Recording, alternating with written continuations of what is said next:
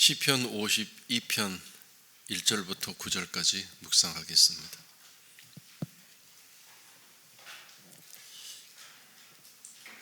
포악한 자여, 네가 어찌하여 악한 계획을 스스로 자랑하는가?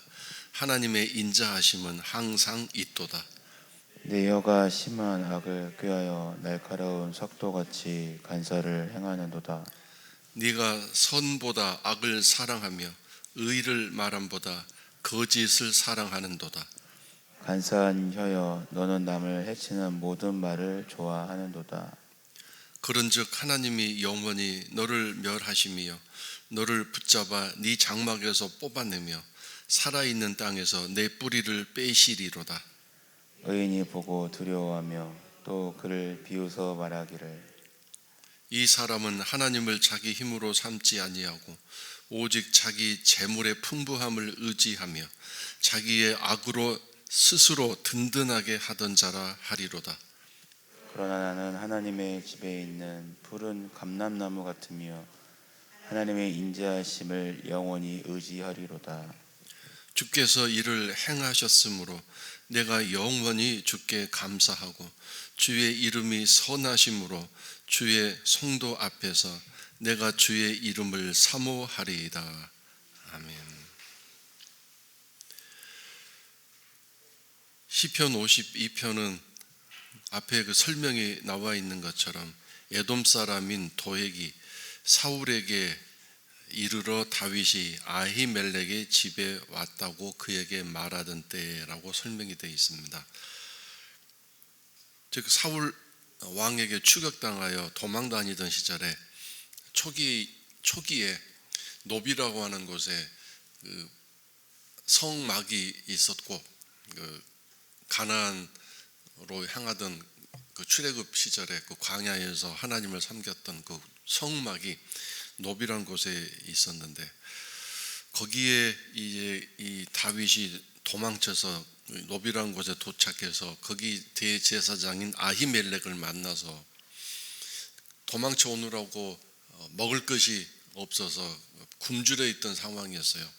다윗과 같이 하는 몇 명의 일행들이 거기에 도착해서 먹을 것을 달라고 했는데 마침 그 성막 안에 이 빵을 이렇게 새 빵으로 갈아 놓는 그런 시기여서 거기 진열되어 있던 그 성막 안에 놓여져 있던 빵을 이제 내오고 새 빵을 거기다가 갖다 놓는데 그 내왔던 빵을 이 다윗과 그 일행들에게 주었습니다. 원래 그 빵은 제사장이 먹어야 하는데 다윗에게 제공했습니다. 근데 그걸 같은 제사장인 도액이라는 사람이 보았습니다. 그거를 이 사울에게 가서 이제 알리고 고자질을 했습니다. 아히멜렉이 당신이 죽이려고 하는 그 미워하는 이 다윗을 이렇게 먹을 것을 주었습니다. 도와주었습니다.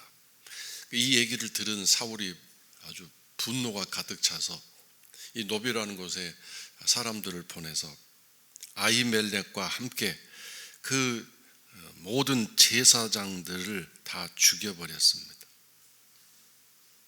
85명의 제사장들을 다 죽였는데 그것으로 분이 안 차서 제사장들의 가족들, 어린아이부터 노인에 이르기까지 모든 가족들과 또 제사장들의 소유인 가축들, 양이나 소나 염소까지 다 죽여버렸습니다.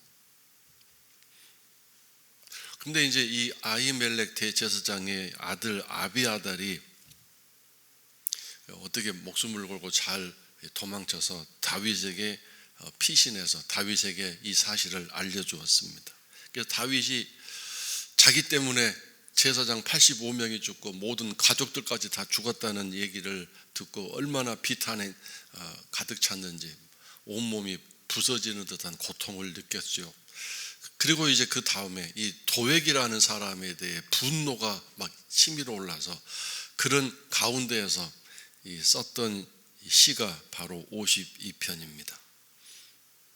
대제사장을 고발한 다윗을 고발한 이 도액이라는 제사장, 포악한 자여, 네가 어찌하여 악한 계획을 스스로 자랑하는가? 영웅적인 행위를 했고 또 사울도 이 도액을 아주 칭찬하고 높였겠죠.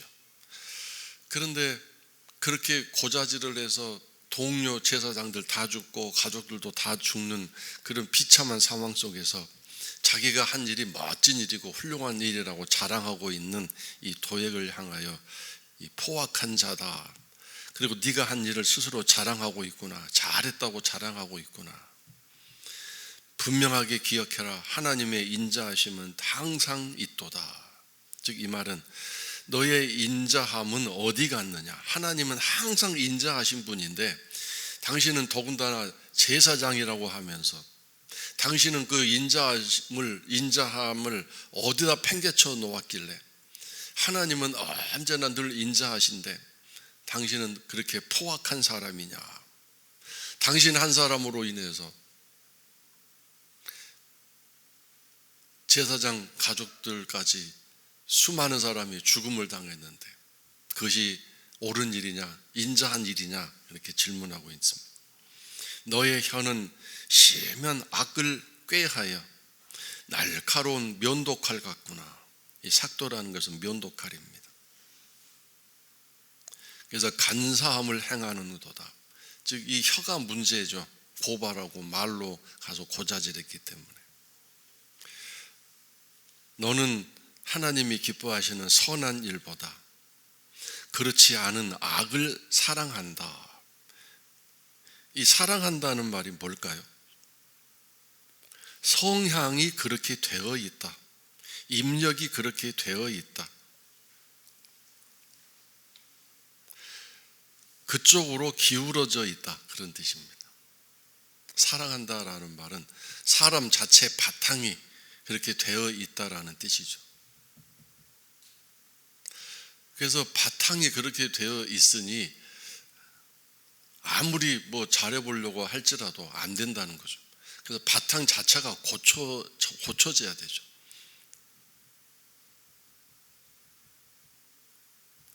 오늘 우리도 마찬가지입니다. 우리는 죄된 가운데서 다 출생한 사람들입니다. 성품이 이 죄의 경향으로 입력이 되어 있고 그렇게 기울어져 있습니다. 그래서 예수 그리스도 보혈 앞에서 이것이 고침을 받고 성향이 이제 하나님의 성향, 하나님의 거룩한 성품 쪽으로 이렇게 바꾸어지고 변화가 돼요. 하나님이 창조해 주셔야 돼요. 그래서 그렇지 못한 나의 성품들을 보면서 늘 상한 마음을 가지고 상한 마음 하나님 앞에 엎드릴 수밖에 없습니다. 근데 이거를 근본적인 이 내 문제를 가지고 하나님 앞에 나아가야 할 텐데 우리의 기도가 이렇게 나의 근본적인 성향이 어떠한지를 늘 헤아리고 살피고 그러한 기도를 하지 않는다면 하나님과의 관계는 늘 멀어질 수밖에 없는 것 아니겠습니까? 기도하지 않는 것은 하나님을 포기하는 것이다라고 그렇게 우리가 말씀을 나누었지만 그것이 마음에 와닿지 않고 또 뭐 꼭 그래야 되나라고 생각하고 기도를 하지 않는 심령은 어떤 심령이겠습니까? 그것은 어떤 선택 사항이 아니라 그것은 본질적인 신앙의 필수적인 사항 아닙니까? 그래서 정말 우리가 신앙생활을 어떻게 하고 있고 하나님을 어떻게 믿고 섬기고 있는가를 다시 한번 생각해 봐야 되겠습니다. 간사한 혀다. 사람이 간사하지만 또 그 사람이 쓰는 혀까지 간사하다. 사람이 간사하다 보니 그 사람이 쓰고 있는 손도 발도 눈도 머리도 다 간사하다.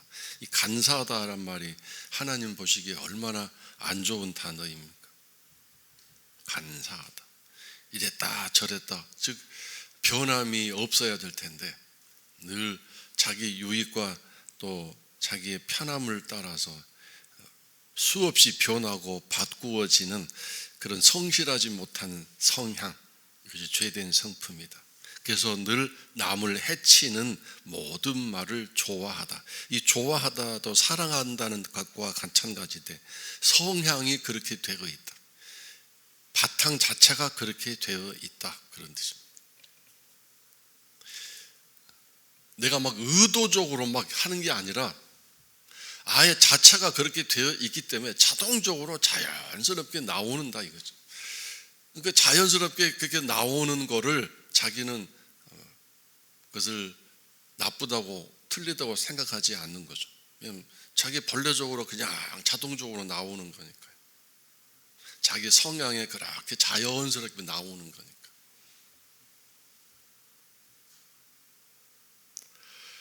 그런즉 하나님이 영원히 너를 멸하신다. 영원히 멸하신다는 말이 도대체 뭘까요? 두 가지 뜻이 있는데요. 앞으로 계속해서 너는 하는 일이 잘 안 된다. 계속해서 망가지고 무너지고 꼭 다 될 것 같은데 마지막에 가서 안 된다, 그런 뜻이고요. 영원이라는 말은 계속해서 하나님이 이 멸하신다는 말은 파괴한다, 그런 뜻입니다. 절대로 성공하지 못한다, 완성하지 못한다. 두 번째로는 지옥의 삶을 말하는데 영원히 지옥의 삶에서 파괴되는, 무너지는 삶을 살게 될 것이다, 그 뜻입니다.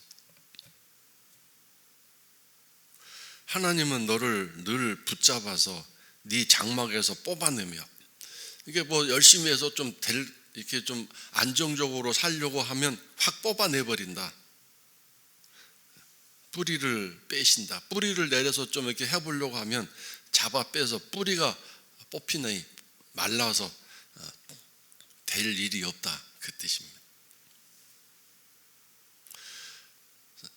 우리 스스로가 살아가는 자체도 힘이 드는데 그래서 열심히 수고하고 남 잘 때 잠을 안 자고 예를 써서 했는데, 그래서 어느 정도 이제 좀 안정적으로 가려고 하는 상황인데 또 하나님께서 그렇게 뿌리 뽑아 버리시고 머리를 잡아 끌어서 그냥 그 안정적인 삶을 살지 못하도록 늘 멸하시는, 파괴하시는 하나님이 될 거예요. 너와 하나님과의 관계는 그렇대. 무서운 하나님 아니겠습니까?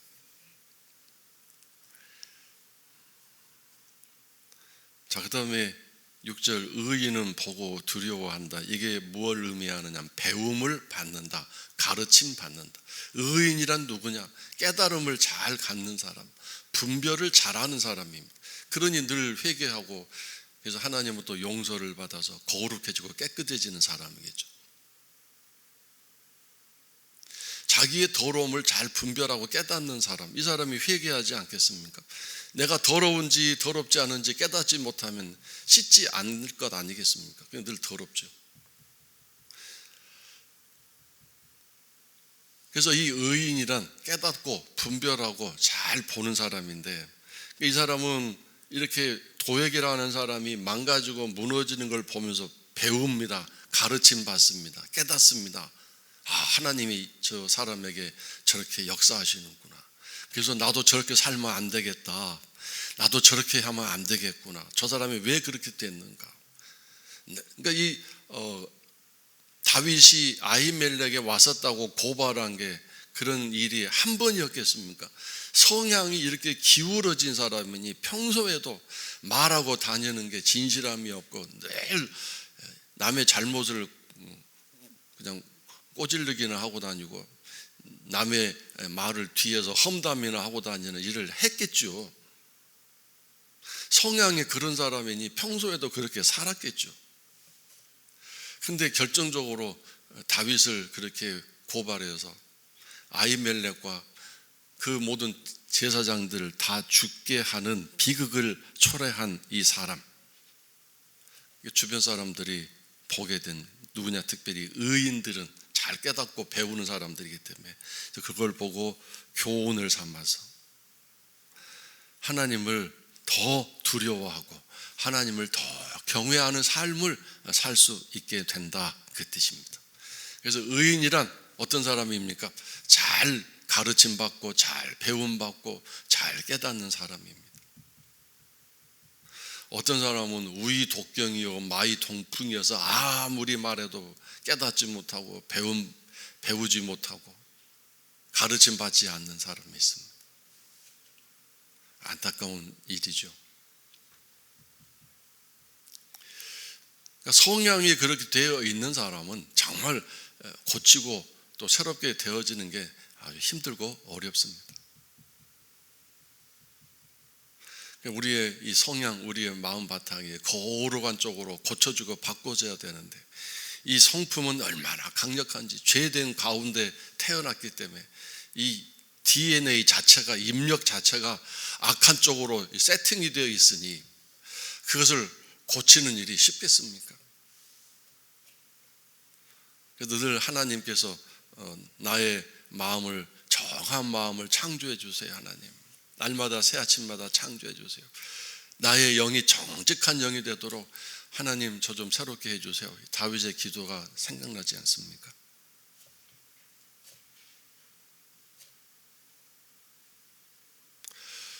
성도 여러분들은 어떻습니까? 기도하지 않는 것은 하나님을 포기하는 것이다, 이 말이 뭐 이렇게 별로 대수롭지 않게 여겨졌나 봐요. 마음에 와닿지도 않고.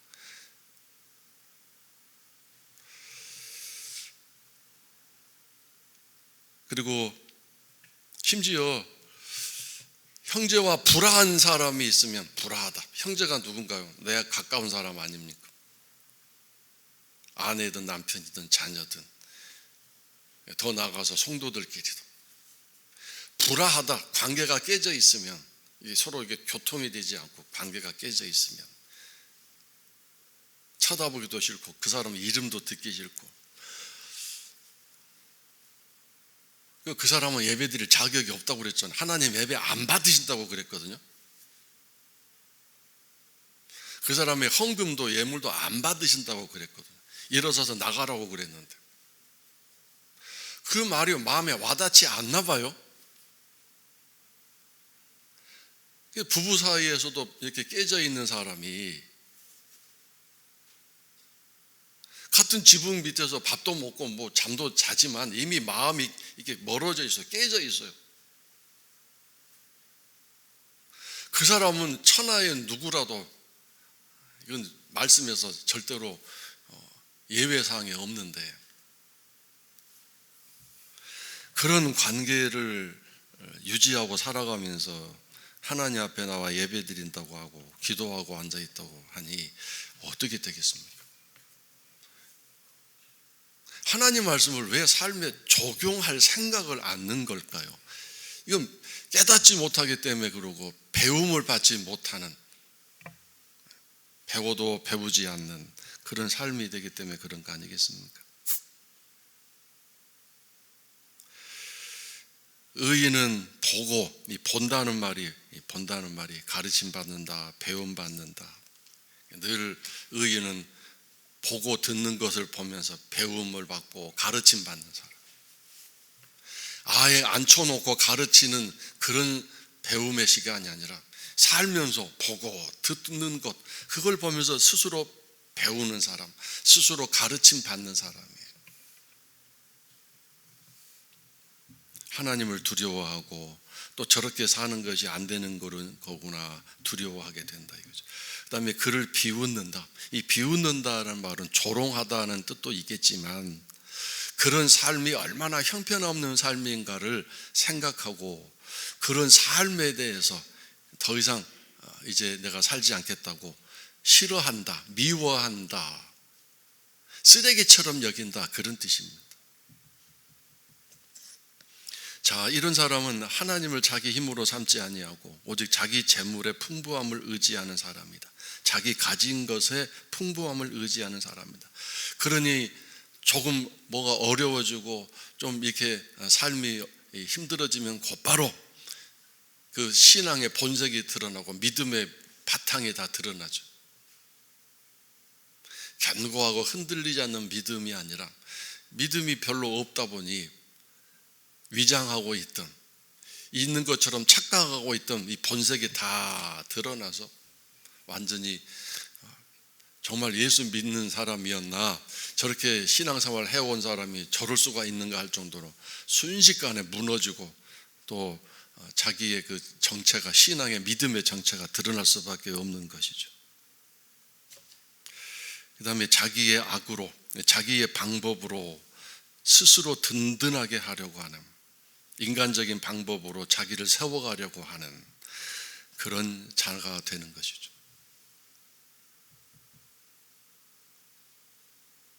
그러나 나는 어떤 사람인가? 의인은 어떤 사람인가? 다윗은 어떤 사람인가? 도액 네가 나를 아무리 죽이려고 해도 나는 어떤 사람인 줄 아느냐? 나의 정체는 뭐냐? 하나님의 집에 심겨져 있는 푸른 감람나무다. 하나님의 집에 있다라는 말은 뭐죠? 하나님이 보호하신다. 하나님이 관리해 주신다. 하나님의 주권 아래 있다, 그 뜻입니다. 나는 절대 도액 너와 같은 사람의 영향력 하에 있지 않는다. 더 나아가서 사울 그런 사람의 손 안에 내가 절대로 좌우되지 않는다. 왜냐하면 하나님 집 안에 있는 생명력이 있는, 살아있는 감람나무 같기 때문이다. 하나님이 공급해 주시고 하나님이 지켜주시기 때문이다. 비록 내가 지금도 도망자의 삶을 살고 밤에도 저 바위 틈에서 추운 밤에 벌벌 떨면서 지금 피신해서 또 하룻밤을 지낼지라도 보기에는 형편없고 보기에는 연약해 보이고 보기에는 우습게 보이고 보기에는 한입거리도 안 돼 보이는 그런 초라한 인생처럼 보이지만, 그러나 나를 우습게 여기지 말아라. 나는 하나님 집에 심겨져 있는 푸른 감람나무다. 이런 자신감, 담대함, 용감함, 이런 믿음을 가지고 살아가는 다윗인 것입니다. 이런 확신. 그러니까 성도 여러분들에게도 우리 모두가 이런 확신과 담대함을 가지고 또 하루를 시작하고 우리의 남은 삶을 살아야 되지 않겠습니까? 나는 하나님 앞에서 어떤 하나님과의 관계를 가지고 있는가? 그래서 하나님의 이 담내품이라고 말할 수 있는 나의 믿음에 대한 담내품, 평강을 더해 주시는 그런 은혜를 받고 살아가야 되지 않겠습니까?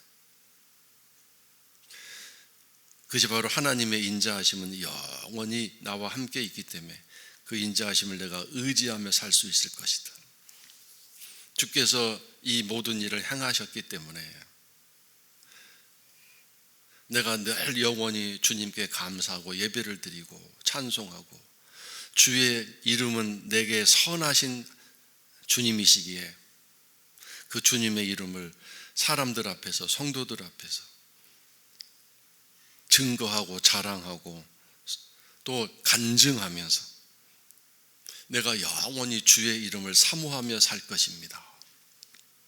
그러니까 자랑하기도 하고 다짐하기도 하고 결심하기도 하고,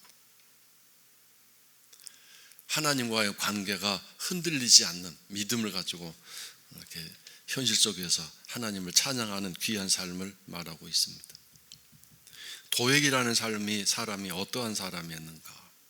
나는 또 도액이라는 사람의 어떤 모습이 혹시 없는지, 내가 말하고 다니는 나의 일상적인 삶이나 또 내가 의지하는 게 무엇인가를 잘 생각해 보시는 오늘 이 아침이 되었으면 좋겠고, 다윗이 어떤 고백을 하고 어떻게 하나님 앞에 살았는가를 생각하면서 우리가 이 말씀을 통해 또 가르침받고 배움받는, 깨달음을 얻는 그런 귀한 이 아침의 시간이 되셔서 오늘 8절에 있는 말씀처럼 나는 하나님 집에 심겨져 있는 푸른 감람나무다, 이렇게 믿음으로 선포하시고 고백하시면서 오늘 하루도 열심히 축복의 통로로 살아가시는 평강의 복을 더 충분하게 받는 복된 성도 여러분의 삶이 되시기를 주의 이름으로 축원합니다.